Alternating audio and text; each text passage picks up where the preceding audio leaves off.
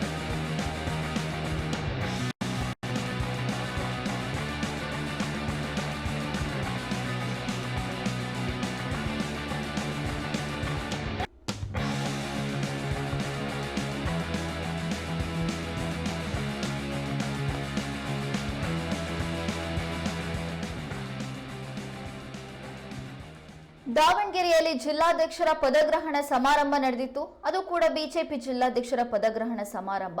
ಈ ಸಮಾರಂಭದಲ್ಲಿ ಮಾಜಿ ಸಚಿವ ಕೆಎಸ್ ಈಶ್ವರಪ್ಪನವರು ಭಾಗಿಯಾಗಿದ್ರು. ಭಾಗಿಯಾದಂತ ಸಂದರ್ಭದಲ್ಲಿ ರಾಷ್ಟ್ರದ್ರೋಹಿಗಳನ್ನ ಗುಂಡಿಕ್ಕಿ ಕೊಲ್ಲುವ ಕಾನೂನನ್ನು ತರುವಂತೆ ಹೇಳಿದ್ದೇನೆ ಅಂತ ಹೇಳಿದ್ರು. ನಾನು ಪ್ರಧಾನಿ ಮೋದಿ ಅವರಿಗೆ ಮನವಿ ಮಾಡಿದ್ದೇನೆ, ಯಾರೆಲ್ಲ ರಾಷ್ಟ್ರದ್ರೋಹಿಗಳಿದ್ದಾರೆ ಅವರನ್ನ ಗುಂಡಿಕ್ಕಿ ಕೊಲ್ಲುವ ಕಾನೂನನ್ನ ತರಬೇಕು ಅಂತ ಮನವಿ ಮಾಡಿದ್ದೇನೆ ಅಂತ ಕೆಎಸ್ ಈಶ್ವರಪ್ಪನವರು ಹೇಳಿದ್ರು. ಈ ಹೇಳಿಕೆ ವಿಚಾರ ಸದ್ಯ ಚರ್ಚೆಗೆ ಗ್ರಾಸವಾಗಿದೆ. ಇವರ ಹೇಳಿಕೆಗೆ ಸಂಬಂಧಪಟ್ಟಂತೆ ದಾವಣಗೆರೆ ಪೊಲೀಸರಿಗೆ ದೂರನ್ನ ನೀಡಲಾಗಿದ್ದು, ಈ ಕುರಿತಂತೆ ದಾವಣಗೆರೆ ಪೊಲೀಸರು ಇದೀಗ ಶಿವಮೊಗ್ಗಕ್ಕೆ ಆಗಮಿಸಿ ಕೆಎಸ್ ಈಶ್ವರಪ್ಪನವರಿಗೆ ನೋಟಿಸ್ ಜಾರಿ ಮಾಡಿದ್ದಾರೆ.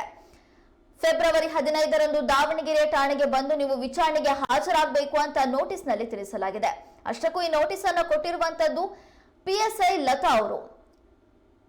ಮಾಜಿ ಸಚಿವ ಕೆಎಸ್ ಈಶ್ವರಪ್ಪನವರ ನಿವಾಸಕ್ಕೆ ಬಂದು ನೋಟಿಸ್ ಜಾರಿ ಮಾಡಿ ವಿಚಾರಣೆಗೆ ಹಾಜರಾಗುವಂತೆ ಹೇಳಿದ್ದಾರೆ.